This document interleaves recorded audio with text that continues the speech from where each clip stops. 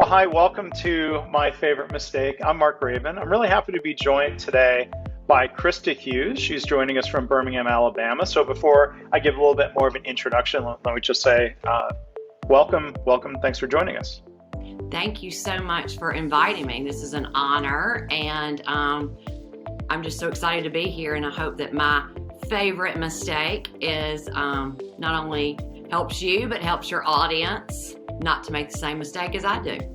Yeah, well, I'm sure it will. I know we have some important topics ahead. And part of the reason I know that, let me tell the listeners, the audience, a little bit more about Krista's background. So again, Krista Hughes, she is a patient advocate, and we'll have a chance to talk about what that is. She is CEO of Hughes Advocacy. That's a private patient advocacy firm that helps patients and their families navigate the healthcare system and get the best medical care possible. So really important goals, and we'll have a chance to learn more about what that means and what you do and the topic of mistakes in general. But first off, Krista, what would you say is your favorite mistake? So there's a lot of mistakes, especially I think if you're starting a business. Part of starting a business is making several mistakes and then learning from them. Mm-hmm. My favorite mistake has to be that something just happened recently during COVID. And as a patient advocate, on my mission statement, I talk about I'm going to be your voice and let's be proactive. And, you know, after 5 years of being an advocate, I've realized that my mission statement, I wasn't truly living it out. I wasn't using my voice as I should for my patients. And during COVID, I kind of had the big light bulb moment of when I recognized my mistake. And it was because of being an advocate for 5 years, when harm or error had happened to a patient, I always just tried to do the right thing and, you know, not rock the boat. And I would take these mistakes to a facility in which they were occurring because my hope was doing the right thing. You know, we're not going to point fingers, but let's work together and fix it. That's how we're going to grow. Right. And after repetitively doing this over and over, and it just falling on deaf ears or being told no, or during COVID, I had an administrator tell me that these are your perceptions. And I even had someone say, you know, that's not harm enough. And that's when the light bulb, the mistake came out, and it was, wow, I'm doing my clients a disservice. I'm not using my voice. I need to truly step up and speak for them and be proactive for patients. If I'm going to put it on my website, then I need to do it. I don't need to just write it. And I have changed my perception of how to handle and work for patients to prevent them from having harm. And I'm doing that in ways of being on your podcast, something I've never done before, you know, public speaking, and something fun I have just done as of recent is I have started a second part to my company, and I'm offering the first and only coaching course for patients only. It was written for patients, with patients in mind, with patient experiences. You know, there's courses everywhere right now in the virtual world because of COVID, and everything is tailored towards a course for healthcare workers, or how to be a better advocate, or, you know, health and wellness. I cannot find anything that truly you sit down and you teach a patient how to take control of their health. What does that look like?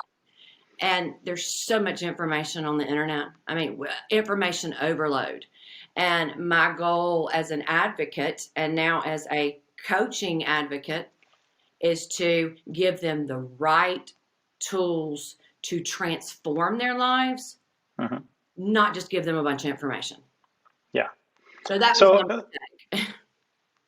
Yeah. So let's dig deeper, you know, into your story of, you know, the hospital replying to the issues that you were raising in a way that sounds dismissive.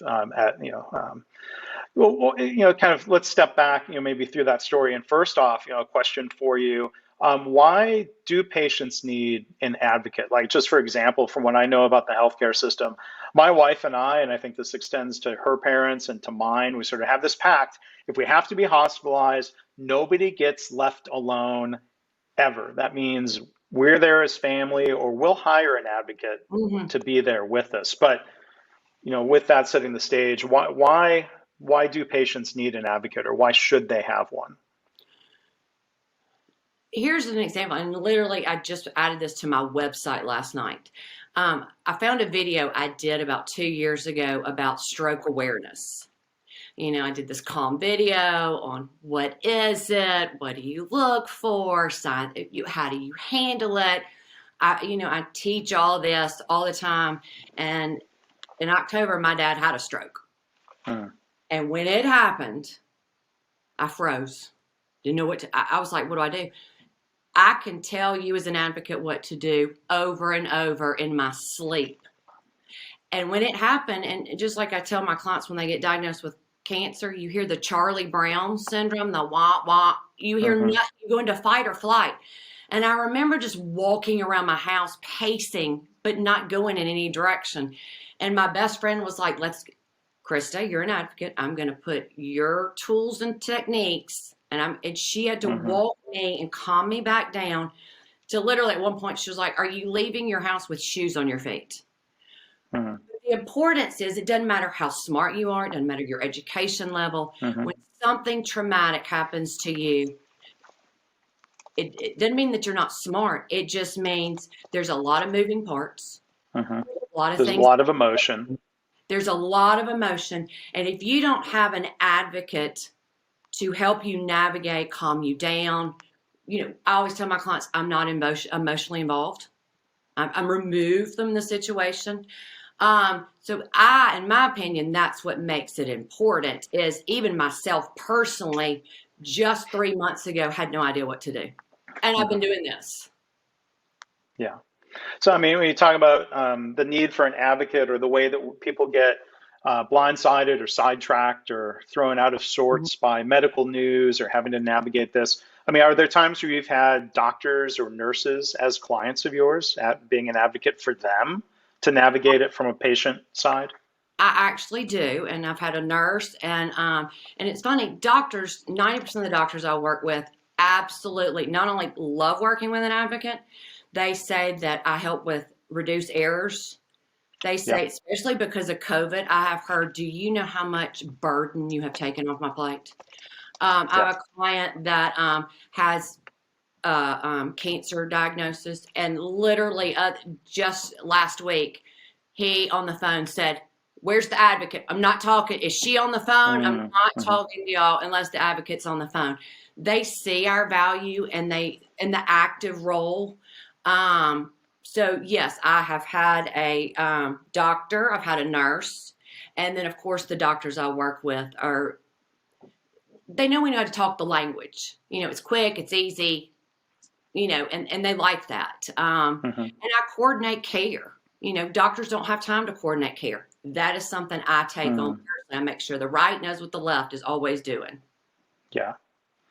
Yeah, and so you talk about errors. I mean, one of the reasons, from my perspective, to have a patient advocate is to try to help prevent getting caught in the middle of mistakes and errors that can lead to harm. I mean, I think a lot of the general public and maybe a lot of the audience here doesn't know, but how prevalent of a problem is this? Mistakes and errors that lead to harm or death. I will have to say, every single day, I have something I'm catching. Every day. Yeah. Little, big, insignificant, but sometimes this was not in the medical history. You know, this stroke is not in the medical history. So if this patient goes to the hospital, to the ER, they're not going to know he's had a stroke. And so what if they take him off his Eliquis? You know, I report that to a doctor. That could have been a catastrophe, but I Yeah. called it. So see, that was little. So it's one of those that I have a client that said, how would we have known this? What, you know this, but I don't know this. So I personally see it daily. To the average person, they're not going to notice certain things. Just like if you murder someone, are you going to handle it all by yourself and go to court and Google how to be your own attorney? You're going to have someone that's their niche, that you hope they're good enough they can get you off. Why don't you have an advocate? I've been told you should have an advocate on your speed dial. One of my clients, I've trained them so well. That's my hope as an advocate, that I teach you so well, you don't need me. And I have a client, and they keep me on retainer. I have the whole family, the siblings, everybody. And they keep me just for 911. But she said, you have taught me so many tools that I now know how to own my own healthcare, that I had no idea what a HIPAA right was, or how to do my patient portal, or what do you mean these hospital acquired infections? You don't know what you don't know.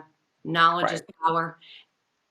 Our profession has started because errors are that bad. And if you don't think they're happening, then you're misleading yourself and you're not educating yourself. And that's not a knock against doctors. I do not want doctors to think I'm against them. They're human. You're doing a podcast on mistakes. We all make them. It takes a village. Yeah. And you're right. I mean, I would emphasize, a couple of points. One, the problem is really bad. And this is not just an American problem. This is a worldwide problem. There are different studies and estimates that say the third leading cause of death in the United States is medical error. And I have a future guest coming up who's going to be talking about this from the perspective of being a physician. Dr. David Mayer, he is the CEO of a nonprofit called the Patient Safety Movement Foundation. And he's going to share a personal story of his as a physician. And we're going to talk about things from his perspective. So I think your episode and his will go together very nicely. But the second point I wanted to emphasize, so for one, big problem. Two, it's a systemic problem. And this is something Dr. Mayer and I talk about. When errors and harm occur, I just made a mistake in speaking. When harm occurs, it's not because of a bad doctor or a bad pharmacist. These are more often than not systemic problems related to communication, lack of teamwork, lack of coordination, things like that. And it is. And, you were talking about MedStar and the patient safety movement. Healthcare, and I see it all the time, and it does. It extremely frustrates me so bad. They deny and defend. They get so defensive, and that aggravates me. Sometimes they're so defensive that they tell stuff that's not even true. And the patient safety movement has a webinar actually tomorrow because they're coming out with a program. Well, I think the program's been around. It's called Candor. And it is such a problem, systemic problem in healthcare of delay, deny, and defend, that they're wanting to implement these amazing programs of empathize, transparency, and how about just a good old, I'm sorry. You're doing a podcast about mistakes. We're coming on here talking about ours. Wouldn't it be nice if healthcare, when all these 5 years, my mistake is for 5 years I've brought harm to a hospital, and instead I've been told, no, defend my perception, not harm enough. It would be so nice, because we're all human, to hear, oh my gosh, what can we do to fix it? I'm so sorry. I'm ready to hear that in today's world. And what can we do to prevent the same thing from happening again? That's where, as an engineer, I'm driven to say, okay, it happened. We're all human. Systems are bad. That's one level of mistake. But then I know, Dr. Mayer and others would talk about, like the harm that comes from unintentional acts. Then on top of it, lying, denying, being defensive, that's an intentional choice. And that's I hate saying that or hearing about it. And I had a client that literally 2 days before New Year's got a devastating diagnosis. And the spouse had just had surgery. And I said, let me handle getting your HIPAA rights so we can get your medical records sent to where you want to go get treatment. And so I called the facility and said, hey, we need the form sent to the family via email. And I was told, no, that's against the HIPAA. They're HIPAA, so, and I went, no, that you're misspeaking, excuse me. You have to provide 3 ways, 1, 2, or 3. You telling them to come in is not one of the ways by the civil rights, the government, the federal law. And she told me I was wrong. As a matter of fact, she said, we just had a class this morning about HIPAA rights. And I was like, oh, okay, well, that's interesting because it's 2 days before New Year's. And whoever taught this class, I would love to meet them. But I literally said, I need to know, may I have the name of your director? And she said, I don't know it. Oh, you don't know her name? Mm-mm. Well, can I have an email address? Don't know it. Oh, okay. And then I said, well, do you realize that you're this person's provider? And what makes me sad is you're arguing, you're delaying care, you're telling false information, and who you're hurting is this patient. You can argue with me till the cows come home, but at the end of the day, you're still going to have to get these medical records. Why argue? Nobody called, so delay in care. The next day, I leave a message, and they call, and it was, And I was like, we're not even start there. Like, put your feelings about me aside. And she continued to tell me lies about HIPAA that I sent her the video and said, please go watch it from 1 minute and 11 minutes and 1 minute and 17. And then you let me know. And they immediately called and apologized and then followed the law. But why do that? Why lie and cover up and harm a patient for your? What did you gain from that is what I don't understand. And there are a lot of misperceptions about HIPAA. I've seen this as a consultant to healthcare organizations. I go through HIPAA training, and then I go on site somewhere and I hear something where I'm like, I don't think that's really what the law allows or doesn't allow. So it could have been unintentional. Maybe the training, there was a mistake in what was communicated. There was maybe it just wasn't taught effectively. But I want to come back to your story that you told, kind of at the beginning there. And again, I know you're not going to use names, and this isn't a HIPAA violation to talk about something kind of generally speaking. But what types of, can you share a little more detail about the mistakes that you shared with the hospital that led to them saying, well, these are your perceptions? Like, can you give a little more detail about what led to you as an advocate coming in and sharing this with the health system? Well, I mean, anything like mistakes of appointments. Oh, God, that was the biggest mess for a long time, is appointments where they were putting them on the portal, but not calling the patient. And you have to realize some of these are boomers, and they don't do that. So I had cancer patients missing infusion treatments, chemo treatments, and the hospital's reporting stuff like, well, they're not checking their portal. I'm not going to call them. And I just, I never go to a hospital to point, we're coming after you. It's a collaboration, like you said. I was getting data from what I'm seeing. So I wanted to hey, let's share this and make it better. And when I was like, this is happening and people are missing their chemo treatments, let's acknowledge it. Let's fix it. Let's not cut this patient. Then it was, well, then if they're not going to do the portal, one of them, they made them just stop their portal. So now we could no longer use their portal to talk to the doctor. It was just constant, just argumentative with, let's just streamline it. Make everybody happy. And it's that, or where they don't talk to the patient, I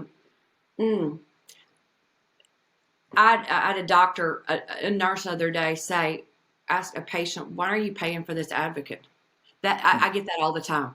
And I got so angry. I said, did you also ask them how much their shoes cost today? Like, when did you become their financial advisor too? Right. You have your care team. You have doctors and nurses and radiologists that are with your team. Why don't we get to have and choose our care team? It's our health. And at the end of the day, it's not yours. It's you really do work for me. I pay Yeah. tons of money to insurance companies that it should be oh my gosh, Miss Hughes, we welcome your team, you know, and it's just, those are errors that just are constant fight. And then, like you said, the HIPAA, that is a daily issue, Yeah. a daily Yeah. violation that happens. Yeah. So I want to hear a little bit more, Krista, about, you said one of your learnings was, the lesson was, so I made another mistake there. Learnings is not technically a word, but people use that word. What the lesson you said that you reflected that you were being too polite. So what has that translated into in terms of your approach to use your voice to be a stronger advocate? What does that look like? And have you started seeing results from that approach now?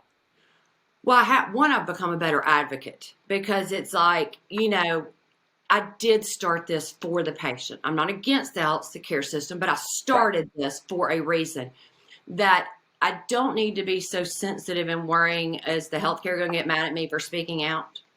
Uh, I'm going to stand for the hmm, patient that has just been harmed, or an never event happened, or whatever, got a cancer diagnosis. That's my job. They're paying me their hard-earned money because they're hurting. And right. so I have, yes, I've grown. I'm speaking out for this patient. I realized it was falling on deaf ears, that Hmm. it's going to take a lot to change a healthcare system.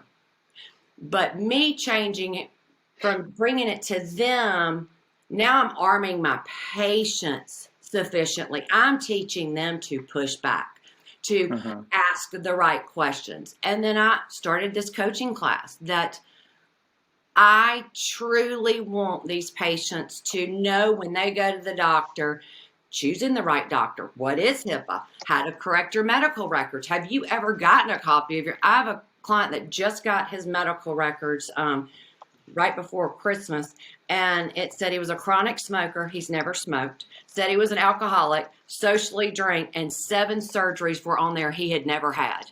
Mm. Wow. These are things that I've learned now, instead of like doing the gentle approach. Now, as a private advocate, I kind of spoil my clients and I do all this for them. And they rely on me a little too much. Like, I stub my toe, do I go to the doctor or not? That I'm trying to take that whole principle and practice and using my voice to teach my clients, you don't have to be fearful. Don't be disrespectful to doctors, but Sure. you also are responsible for owning your care too. And a lot of boomers just agree, Right. the doctor, I can't push back. Well, yeah, you've gone to them for their niche. They've earned the right to be called doctor. But if you don't trust them, your gut doesn't, they're a dime or dozen, go to someone else. So I'm teaching people that that's okay. Like, so my Yeah. mistake that I've taught my clients is, it's okay to stand up for yourself. What are they going to do? Fire you if you stand up for Hmm. yourself? Yeah. Do it respectfully. But I have a client that was misdiagnosed and now he has cancer all over his body. You can't take that back. So if you don't use your voice and you're too worried, his son asked me when some things went wrong with this particular case. He said, please don't make them mad. They might hurt my dad. Mm. That's the number one thing I hear. Don't ruffle their Yikes. feathers. There's going to be more harm. And I said, I'm going to ask you something. You have a choice. Do you Right. want me to ruffle their feathers or your dad's? And he goes, Hmm. no, if you put it like that, I'm going to choose my dad. That's what I want people to realize. If you felt harm, you've got to use your voice. And that's what I've learned. Use your voice. Hmm. Be proactive. So I have a friend of mine who called me with a question. I didn't really know how to answer it. I think you will have a better answer, Krista. So, unfortunately, his wife was in the hospital getting ready for surgery, and then basically she coded, or he noticed that she was turning blue. Mm-hmm.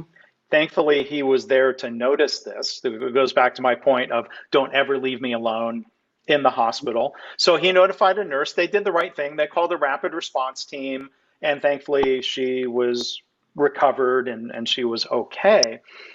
he couldn't get any information. He wanted to know basically what happened. Mm-hmm. Not just, I mean, thank you for maybe saving her life there, but why did she turn blue? What needs to be done to prevent it? And nobody would give him answers, and he didn't know how to speak up, sort of being unhappy about that. What would you recommend, or what would an advocate do? Well, here's what I would do, and I have done. I said earlier, my dad had a stroke in October, and COVID. Only one person could be, with my dad, and I'd done the night, and I'm medical. My mom is very intelligent, but she doesn't know all the rules, and it was hard with COVID. One person, and Right. so we did a swap out because I knew my dad was going to go get an MRI. Be back. I ask a million questions, so I probably asked too much. But I knew, but I also know that it could take a little longer. 4.5 hours later, my mom, what do you mean you don't know where dad is? No one knew where my dad was. Nobody in the hospital. The nurse, the hospitalist, Wow. nobody knew where he was. I freak out. I get a little, sometimes I probably should have a better filter, but I got extremely, it's my dad. I don't care if you're mad or not. Find Right. him. He's had a stroke. He can't speak. Well, He can't tell your anybody. fight or flight is kicking in. So, well, no, here's why I actually did the advocate hat. And Oh, maybe okay. I wasn't in person, but to your point, when it was done, I knew what to do. I wanted to know why, who dropped the ball, where were these tests, but I just kind of knew how hard to push back. That, and it's funny, I had to say you sometimes to go from polite to like a little passionate to downright you just got to be mean because that's the only love language they know is to yell. Wow. That eventually, then the tests were done. No orders had been put in. And sometimes, I mean, it is your right to find out what is going on. And I hate to say, I said, I want you to come in here and tell me what happened. Wow. So push back, push harder. Push harder. I asked for the director of quality. I said, I want to know who is in charge of this at the highest level. Sometimes you just got to know the chain of command, who to talk to, because I told him, y'all, if y'all don't find my dad and he has had a stroke, he could have been dead in a hallway. And my dad even said, I was just sitting there, and how they got him back is he got so tired of sitting, he just got up and walked. Yeah. Wow. Wow. So push back. It's my dad. Or it's yourself if you're advocating for yourself. Yeah. Correct. So, Yeah. you always start out nice, always, but they work for us. They owe us answers. Like, where was my dad? Right. Why did my wife code? What led to this? Because if I'm learning from my favorite mistakes, you've got to recognize them to learn from them. If I was a hospital person in that situation, I'd be like, oh my gosh, let's figure out so this never happens to anybody else ever again. Right. Exactly. So, Krista, I want to ask one other question before we go, and just to recap. We're joined today by Krista Hughes from Hughes Advocacy. Another friend of mine last year was diagnosed with a form of cancer and was going through a lot of treatment, and thankfully he is looking like he's back to normal and on a really good path here. So again, as a friend, and I know he is thankful for the healthcare system. He relied a lot on a lot of these meetings with oncologists and discussions about treatment options. A mutual friend who is a pediatric specialist, not an oncologist, but a doctor. And my friend had his doctor friend listening in on a lot of the phone calls and being there for him. And I think that was helpful. But my final question for you, as a specifically trained patient advocate, what advantage would there be to using a patient advocate over a physician to help navigate all of this? Well, even if you don't have an advocate, I always believe you should have multiple ears. listening. Mm-hmm. And the reason I say that is I have a client that has a cancer, and both him and his wife, I just do this for myself. I love to ask, what did you hear? Or what did you hear? And they each hear something different. And it's never what even was the moral of the story, that the oncology team. So I always think, I don't care who's part of your team, you definitely need ears, because they're emotionally involved and they're only going to hear bits and pieces. So I think that's a critical piece no matter what. But also, that's funny. I've had a doctor actually tell me, "Oh my gosh, if I hired you, I would hire you in a second, because you know the system, you know policy, you know HIPAA laws, you know so many moving parts. I know," and I'll use this just as an example. I know neuro, and that's it. I don't know cardio. I don't know, how to take to a skilled. I don't know transition. I don't know coordinating. So that was a compliment to me, is from a doctor's perspective, is he said, we have a niche. But again, everybody needs to have some form of advocate, especially a cancer diagnosis. That journey's hard enough. But, an advocate does have so much more credentials on what to do to better navigate you. Or like I said, I've got this coaching class, and by the end of it, you finish with a book, so that when you have, we all have a fire drill. You know what to do when there's a fire drill. We just had tornadoes in Alabama. We know when they say tornadoes, you better know where your little shelter in place better be, just in case. I think everybody needs that for an advocacy. Like me with my dad with a stroke. You better have your action plan. And that's what I'm doing as a coach, is by the end of each class, you're going to have like a book. So if your 911 happens, it's like, ooh, page 4. Yeah. I don't care who you are. You've got to, we're human. And healthcare is hard. Healthcare is tough. Mm-hmm. It's hard. Again, they do amazing things, and there are so many great individuals, but that can coexist with broken systems. And that's what I hear from so many different patient safety experts, from the physician side or from the advocate side. And I see that as an engineer and somebody working in healthcare. There's an old expression that bad systems will defeat good people every time. And we need to help change that. Yeah. So, and that's all we can do. Talk about it, bring awareness, remind people, because I tell people all the time, everybody is going to get sick. Nobody's immune. Or hurt.